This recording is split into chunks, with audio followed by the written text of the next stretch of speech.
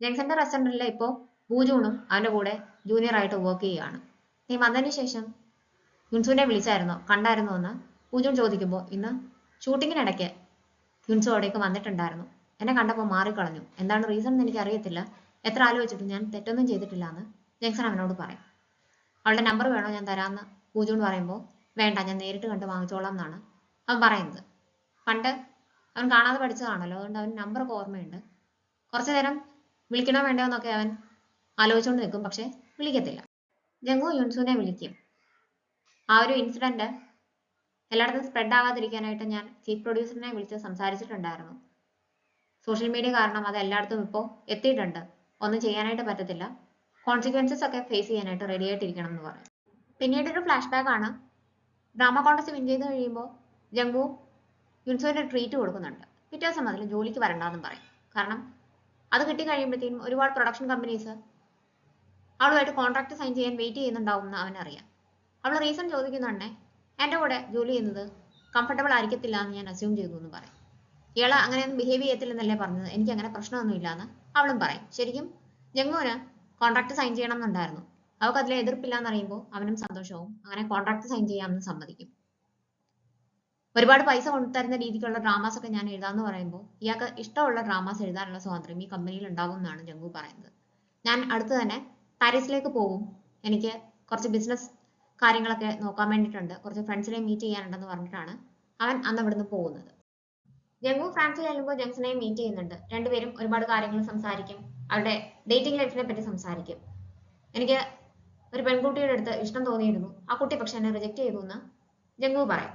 ഇങ്ങോട്ടേക്ക് വരുന്നതിന് മുമ്പ് എനിക്ക് ഇഷ്ടമുണ്ടായിരുന്ന പെൺകുട്ടി എന്നെ റിജക്ട് ചെയ്തു, ഇപ്പോൾ വേറൊരാളെ ഡേറ്റ് ചെയ്യാണ്, ചിലപ്പോൾ അയാളെ കല്യാണം കഴിക്കുമെന്നാണ് ഞാൻ കേട്ടതെന്നൊക്കെ ജംഗ്സൺ ഷെയർ ചെയ്യും.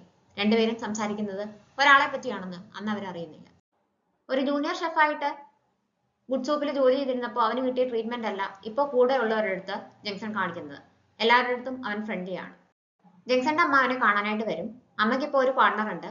അയാളൊരു ആർട്സ് എക്സിബിഷൻ കണ്ടക്ട് ചെയ്യുന്നുണ്ട്, അത് കാണാൻ വരണം, അതൊന്ന് സ്പോൺസർ ചെയ്തുകൂടെ എന്നൊക്കെ അമ്മ ജംഗ്സന്റെ അടുത്ത് ചോദിക്കുന്നുണ്ട്. പക്ഷെ ജംഗ്സൺ അതെല്ലാം നിരുത്സാഹപ്പെടുത്തും.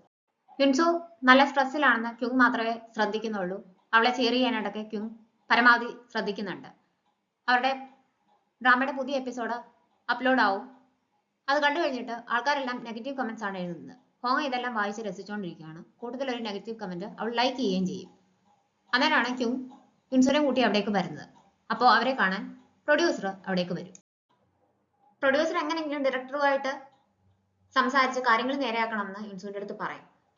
അയാൾ എന്നോടൊന്നും ഡിസ്കസ് ചെയ്യുന്നില്ല, കഴിഞ്ഞ എപ്പിസോഡ് മുഴുവൻ മാറ്റി എഴുതി, ഒരു കണ്ടിന്യൂറ്റി ഇല്ല, ഞാൻ എഴുതിയ ഡ്രാമയാണെന്ന് പോലും എനിക്ക് തോന്നുന്നില്ല, എനിക്ക് ഞാൻ എഴുതിയത് എന്താണെന്ന് പോലും ഇപ്പം തിരിച്ചറിയാൻ വയ്യാത്ത കൂട്ട് ആ ഡ്രാമ അവർ മാറ്റി കഴിഞ്ഞു എന്ന് യുൻസു അയാളുടെ അടുത്ത് പരാതി പറയും.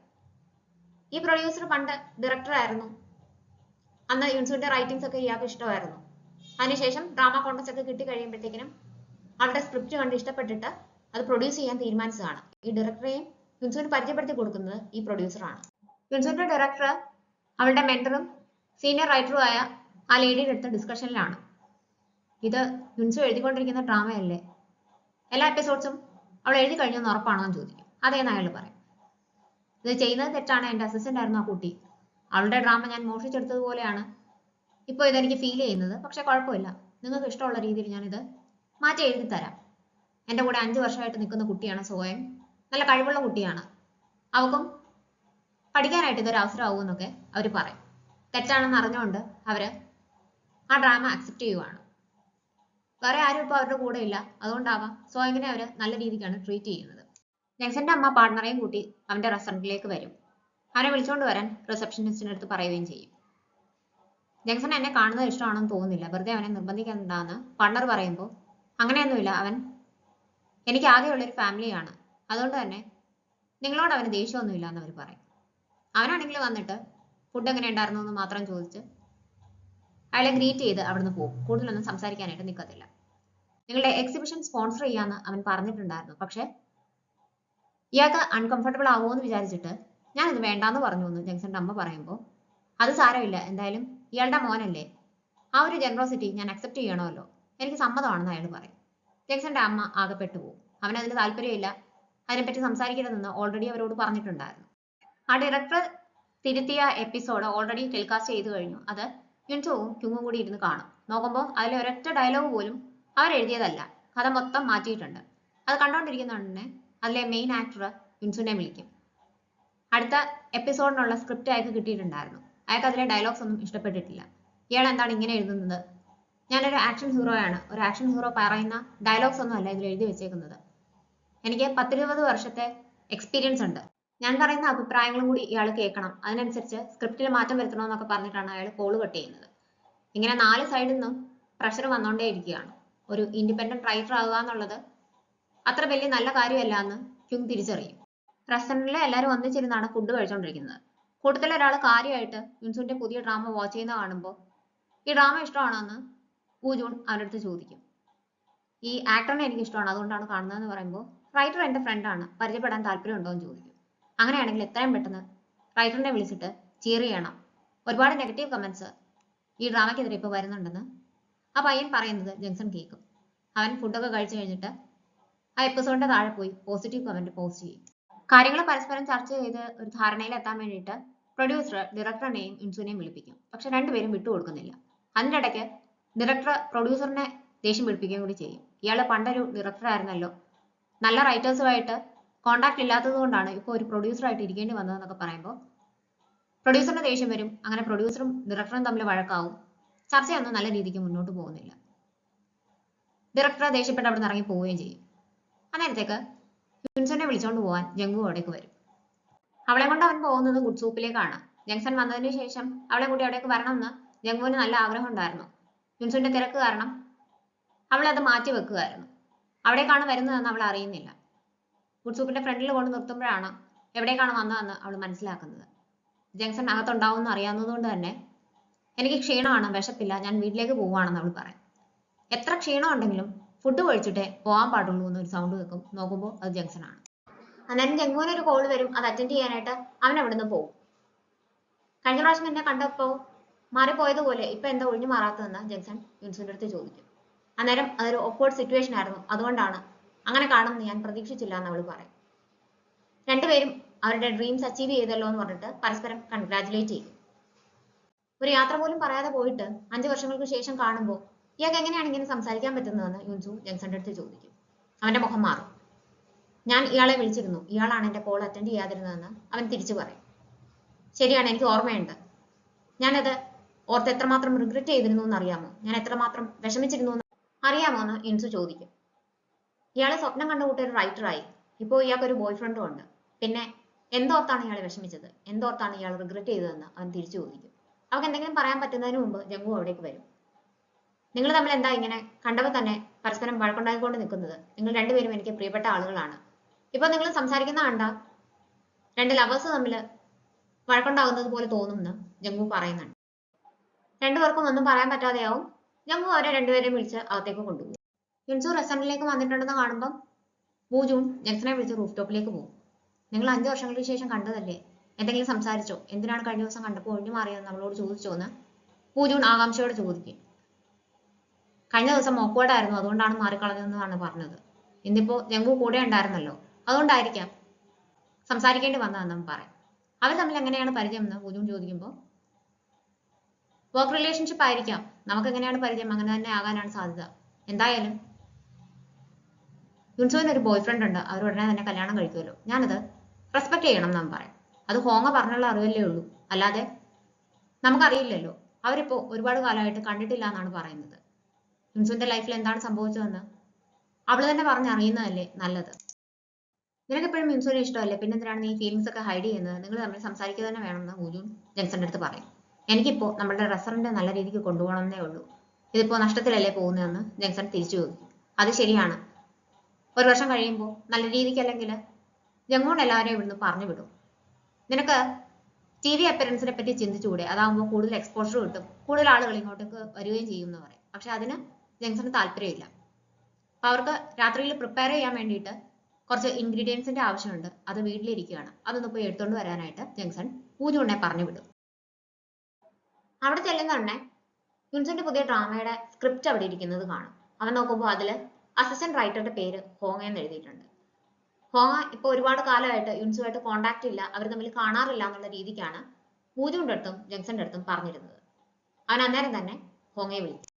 രണ്ടുപേരും വ്യത്യസ്തമായ ബാക്ക്ഗ്രൗണ്ടിൽ നിന്നുള്ളവരാണല്ലോ എന്നൊക്കെ പറഞ്ഞിട്ട് ഹ്യൂങ് സംസാരിക്കുമ്പോൾ അതുകൊണ്ട് എന്താണ് കാര്യം, അവസാനം നമ്മൾ രണ്ടുപേരും യുൻസുന്റെ അസിസ്റ്റന്റ് റൈറ്റേഴ്സ് മാത്രമല്ലേ എന്ന് ഹോങ്ങ പറയും. അത് കേൾക്കുമ്പോൾ ശരിക്കും പറഞ്ഞാൽ ഹ്യൂങ്ങിന് സന്തോഷമാവും.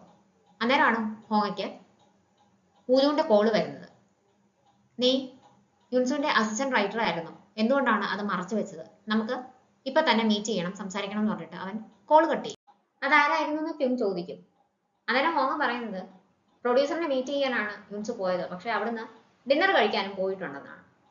അപ്പൊ ഇത് ആദ്യത്തെ തവണയല്ല ഹോങ്ങ ഇങ്ങനെ യുൻസുനെ കുറ്റം പറഞ്ഞ് സംസാരിക്കുന്നത്. അത് ഹ്യൂങ്ങിന് ഇഷ്ടപ്പെടുന്നില്ല. ഫുഡ് എങ്ങനെയുണ്ടെന്ന് ജംഗു യുൻസുവിന്റെ അടുത്ത് ചോദിക്കും. ഇഷ്ടപ്പെട്ടു എന്ന് പറയുന്നുണ്ട്. അത് നേരിട്ട് ഷെഫിന്റെ അടുത്ത് പറയണമെന്നും പറഞ്ഞ് അവൻ ജംഗ്സനെ വിളിപ്പിക്കും. അവൾ കൊള്ളാമെന്ന് മാത്രമാണ് ജംഗ്സന്റെ അടുത്ത് പറയുന്നത്. ഫുഡ് എൻജോയ് ചെയ്തതിൽ എനിക്ക് സന്തോഷമുണ്ടെന്ന് പറഞ്ഞിട്ട് അവൻ പോകാനായിട്ട് തുടങ്ങുമ്പോഴത്തേക്കും ജംഗുവിന് ഒരു കോള് വരും. അത് ജൂഹയാണ്. ഡയറക്ടർ എന്നെ വിളിച്ചിരുന്നു, യുൻസുവിന്റെ ഡ്രാമയിൽ ജോയിൻ ചെയ്യാനായിട്ട് ആവശ്യപ്പെട്ടു എന്ന് പറയുമ്പോൾ അത് നല്ല കാര്യമല്ലേ, യുൻസുവിനും നീ ഉള്ളത് ഒരു ആശ്വാസമാവുമെന്ന് പറയും. അതല്ല പ്രശ്നം, അടുത്ത എപ്പിസോഡിന് വേണ്ടിയിട്ട് പുതിയൊരു റൈറ്ററെ അവർ കണ്ടുപിടിച്ചു എന്നാണ് കേൾക്കുന്നത്. അത് യുൻസുവിന്റെ മെന്റർ ആണെന്നാണ് കേൾക്കുന്നത്. ഇപ്പൊ എന്തായാലും ഇത് അവളെ അറിയിക്കേണ്ടെന്ന് പറയും. അതുകൊണ്ട് തന്നെ ജംഗു ഒന്നും പറയത്തില്ല. ഇയാള് ലൈഫ് ലോങ് എൻ്റെ അടുത്തൊരു കോൺട്രാക്ട് സൈൻ ചെയ്യുവാണെങ്കിൽ ബിസിനസിനെ പറ്റി ഒന്നും ആലോചിക്കേണ്ട ആവശ്യമില്ല, ഇഷ്ടമുള്ള കൂട്ട് ഇഷ്ടമുള്ള ഡ്രാമാസ് ഒക്കെ ഇയാൾക്ക് എഴുതാനായിട്ട് പറ്റുമെന്ന് ഇൻഡയറക്റ്റ് ആയിട്ട് വീണ്ടും അവൻ പ്രപ്പോസ് ചെയ്യും. അതിനെ യുൻസു മറുപടി പറയുന്നില്ല. പക്ഷെ ഫോൺ വന്നു കഴിയുമ്പോൾ തന്നെ എന്തോ പ്രശ്നമുണ്ടെന്ന് അവൾക്ക് മനസ്സിലാവും. യുൻസുവിന്റെ ഓഫീസിൽ വന്നിരുന്നിട്ടാണ് ജൂഹ ജംഗുവിനെ ഫോൺ ചെയ്യുന്നത്. അതുകൊണ്ട് തന്നെ അവൻ പറയുന്നതെല്ലാം ഹ്യൂങ് കേൾക്കും. സോയങ്ങും സീനിയർ റൈറ്ററും കൂടിയാണ് യുൻസുവിന്റെ സ്ക്രിപ്റ്റ് തിരുത്താൻ പോകുന്നതെന്ന് അവൾക്ക് മനസ്സിലാവും. അവൾക്ക് അതൊരു ഷോക്കാണ്. പൂജുൻ ഹോങ്ങടുത്ത് ചോദിക്കും, നീ യുൻസുവിന്റെ അസിസ്റ്റന്റ് ആയിട്ട് വർക്ക് ചെയ്തുകൊണ്ടിരിക്കുകയായിരുന്നു, എന്നിട്ട് പോലും നിങ്ങൾ പരസ്പരം കാണാറില്ല, കണ്ടിട്ട് ഒരുപാട് കാലമായി എന്നുള്ള രീതിക്ക് എന്തിനാണ് എൻ്റെ അടുത്തും ജംഗ്സന്റെ അടുത്തും നീ പറഞ്ഞത്, അതിന്റെ ആവശ്യം എന്തായിരുന്നു, അവർ തമ്മിൽ ഇഷ്ടത്തിലായിരുന്നു എന്ന് നിനക്കറിയാം, എന്നിട്ടും യുൻസുവിന്റെ കല്യാണമാണെന്നുള്ള രീതിക്ക് തെറ്റിദ്ധരിപ്പിക്കുന്ന രീതിക്ക് എന്തിനാണ് നീ ജംഗ്സന്റെ അടുത്ത് സംസാരിച്ചത്, നീ ചെയ്യുന്നത് തെറ്റാണെന്ന് നിനക്കറിയത്തില്ലേ, ഇതെന്തായാലും ഞാൻ ജംഗ്സന്റെ അടുത്ത് പറയാൻ പോവാണെന്ന് പറയും. അന്നേരം അവള് അപ്പോളജൈസ് ചെയ്യും. ഇത് കണ്ടില്ല കേട്ടില്ല എന്ന് വെക്കാനായിട്ട് പറ്റുമോ, ഞാൻ എന്ത് തെറ്റാണ് ചെയ്തത്, ഞാൻ കള്ളം പറഞ്ഞിട്ടില്ല, ചില കാര്യങ്ങൾ മറച്ചു വെച്ചിട്ടുണ്ട് എന്നുള്ളത് ശരിയാണ്, അത് എനിക്ക് നാണക്കേട് തോന്നിയത് കൊണ്ടാണ്, ഇത് പറയാതിരിക്കാൻ പറ്റുമോ എന്ന് അവൾ പ്ലീഡ് ചെയ്യും. അതേസമയം തന്നെ ബൂജുവിന് അവളെ ഇഷ്ടമാണെന്ന് ഹോങ്ങയ്ക്ക് അറിയാം. അതിന് അവൾ യാതൊരു വിലയും കൊടുക്കുന്നില്ല എന്നുള്ള രീതിക്ക് അവനെ ഹേർട്ട് ചെയ്യുന്ന രീതിയിൽ പറഞ്ഞിട്ടാണ് വിടുന്നത്. കൊണ്ടുവിടാമെന്ന് ജംഗു പറയുന്നുണ്ടെങ്കിലും യുൻസു സമ്മതിക്കുന്നില്ല. യാത്ര പറഞ്ഞ് അവരവിടുന്ന് പിരിയും. ബൂജുവിൻ എന്തെങ്കിലും പറഞ്ഞാലോ എന്ന് പേടിച്ചിട്ട് റെസ്റ്റോറൻറ്റിൽ എല്ലാവർക്കും വേണ്ടിയിട്ട് സ്നാക്സ് ഒക്കെ വാങ്ങിച്ച് ഹോങ്ങ അന്നേരം തന്നെ കിച്ചണിലേക്ക് വരും. അവളെ കാണുമ്പോൾ എല്ലാവർക്കും സന്തോഷമാണ്, അവളെ കാണാൻ നല്ല ഭംഗിയാണ്, സ്വഭാവം അതുപോലെയാണെന്നുള്ള രീതിക്കൊക്കെയാണ് അവിടെ എല്ലാവരും സംസാരിക്കുന്നത്. പക്ഷെ അർത്ഥം വെച്ച് അവളെ ബൂജുവിൻ നോക്കിക്കൊണ്ട് നിൽക്കും. എനിക്കൊരു ഹെൽപ്പ് വേണം എന്നപ്പോൾ അവള് ജംഗ്സന്റെ അടുത്ത് പറയും. ചില സ്പെഷ്യൽ ഇൻഗ്രീഡിയൻസ് ഒക്കെ മിക്സ് ചെയ്ത് ജംഗ്സൺ ഡെവലപ്പ് ചെയ്ത കോഫി പൗഡർ വേണം, അതാണ് ഹോങ്ങ ജംഗ്സനോട് ആവശ്യപ്പെടുന്നത്. അത് കൊടുത്തു കഴിയുമ്പോഴത്തേക്കും അവൻ ചോദിക്കും, ഇപ്പോൾ ഹോങ്ങയെ കാണാറില്ലേ, നിങ്ങൾ പഴയതുപോലെ മിണ്ടാറില്ലേ എന്നൊക്കെ. അങ്ങനെയൊക്കെ ചോദിക്കുവാണെങ്കിൽ അതിന് ഉത്തരം പറയാൻ ബുദ്ധിമുട്ടാണ്. ഞങ്ങൾ രണ്ടുപേരും ഒരേ കരിയർ പാത്ത് ചൂസ് ചെയ്ത ആളുകളാണ്, ഒരുപോലെയാണ് മുന്നോട്ട് പോയിക്കൊണ്ടിരിക്കുന്നത്, ആ റിലേഷന് ഒരു ഡെഫിനേഷൻ തരാനായിട്ട് ബുദ്ധിമുട്ടാണെന്നാണ് ഹോങ്ങ മറുപടി കൊടുക്കുന്നത്. കൂടെ ചെല്ലണ്ടെന്ന് യുൻസു പറയുന്നുണ്ടെങ്കിലും ജംഗു അവളുടെ കൂടെ ചെല്ലും. ഇയാളെ പരിചയപ്പെട്ട അന്ന് മുതൽ ഇന്ന് വരെ മാറ്റമില്ലാത്തൊരു കാര്യമുണ്ട്, എത്ര ഡിഫിക്കൽട്ട് ആയിട്ടുള്ള സിറ്റുവേഷൻ ആണെങ്കിലും ഇയാൾ നല്ല ചിയർഫുൾ ആണ്, എനിക്ക് ആ കാര്യം ഇഷ്ടമാണെന്ന് ജംഗു അവളോട് പറയും. അന്നേരം അവൾ ജംഗുവിനെയും കൊണ്ട് ഒരു സ്ഥലത്തേക്ക് പോകും. പണ്ട് റണ്ണിംഗ് ക്ലബിന്റെ പ്രോഗ്രാമിന് വന്നിട്ട് കൂട്ടം തെറ്റി പോകുമ്പോൾ ഒറ്റയ്ക്കൊരു പൂ ഒരു മതിലിൽ നിന്ന് വിടർന്ന് നിൽക്കുന്നത് അവൾ കണ്ടിട്ടുണ്ടായിരുന്നു. അവിടെ വെച്ചിട്ടാണ് ജംഗ്സൺ അവളെ കണ്ടുപിടിക്കുന്നത്. ആ സ്ഥലത്തേക്കാണ് ജംഗുവിനെയും കൂട്ടി വരുന്നത്. ഞാൻ ഈ സ്ഥലം കാണുന്നത് 5 വർഷങ്ങൾക്ക് മുമ്പാണ്. ഞാൻ വിഷമിച്ച് നിന്നപ്പോൾ ഇവിടെ ഒറ്റയ്ക്കൊരു പൂ വിടർന്നു നിൽക്കുന്നത് കണ്ടു. അത് കണ്ടപ്പോൾ എനിക്ക് ഒരു പ്രതീക്ഷ തോന്നി. അതുകൊണ്ട് തന്നെ അതിനുശേഷം എല്ലാ വർഷവും ഈ സമയമാകുമ്പോൾ ഇവിടെ വന്നിട്ട് ഇങ്ങനെ ഒരു പൂ വിടർന്നിട്ടുണ്ടോ എന്ന് ഞാൻ നോക്കാറുണ്ട്. അത് കാണുമ്പോൾ എനിക്ക് സന്തോഷമാണ്. ജീവിതത്തിൽ എന്തെങ്കിലുമൊക്കെ നമുക്ക് പ്രതീക്ഷകൾ വേണം, ആ പ്രതീക്ഷയായിട്ട് നമുക്ക് മുന്നോട്ട് പോകാം, നന്നായിട്ട് ജീവിക്കണം എന്നൊക്കെയുള്ളൊരു തോന്നൽ എൻ്റെ മനസ്സിലേക്ക് വരുന്നത് ഈ പൂ കാണുമ്പോഴാണെന്ന് അവൾ ജംഗുവിൻ്റെ അടുത്ത് പറയും. അവൾ എന്നിട്ട് ജംഗുവിൻ്റെ അടുത്ത് താങ്ക്സ് പറയും. ഇയാളാണ് ആദ്യമായിട്ട് എൻ്റെ ടാലന്റ് മനസ്സിലാക്കുകയും എന്നെ സപ്പോർട്ട് ചെയ്യുകയും ചെയ്തത്, എന്നെ ആദ്യമായിട്ട് വിശ്വസിച്ച ആള് താങ്കളാണ്, അതിന് ഞാൻ എന്നും താങ്ക്ഫുൾ ആയിരിക്കും എന്ന് പറയും. എന്നിട്ട് ജൂഹ വിളിച്ചത് എന്തിനാണെന്ന് ചോദിക്കും.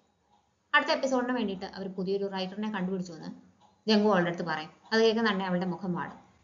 അത് കാര്യമാക്കണ്ട, ധൈര്യമായിട്ട് മുന്നോട്ട് പോകണമെന്ന് ജംഗു പറയുമ്പോൾ എല്ലാ സമയത്തും എന്നെ കൊണ്ട് അതിന് പറ്റാറില്ല എന്നാണ് അവൾ മറുപടി കൊടുക്കുന്നത്. ജംഗു യുൻസുവിനെ വീട്ടിലേക്ക് കൊണ്ടുവിടും. അച്ഛനും അമ്മയും ഈ പ്രശ്നങ്ങളൊക്കെ അറിഞ്ഞിട്ട് അവളെ കാണാനായിട്ട് അവിടെ വന്നിട്ടുണ്ടായിരുന്നു. ആരോ കൊണ്ടുവിടുന്നത് കാണുമ്പോൾ അവളുടെ ബോയ് ഫ്രണ്ട് ആയിരിക്കും എന്ന് വിചാരിച്ചിട്ട് അമ്മ അവിടെ മാറി നിന്ന് നോക്കുന്നുണ്ട്. ആളിറങ്ങുമ്പോൾ കാണാമെന്നാണ് അമ്മ വിചാരിക്കുന്നത്. ജംഗു അവിടെ ഇറങ്ങുന്നില്ല. യുൻസുവിനെ കൊണ്ടുവിട്ടിട്ട് അവൻ അവിടുന്ന് പോകും. അച്ഛനും അമ്മയും കാണുമ്പോൾ യുൻസുവിന് സന്തോഷവും.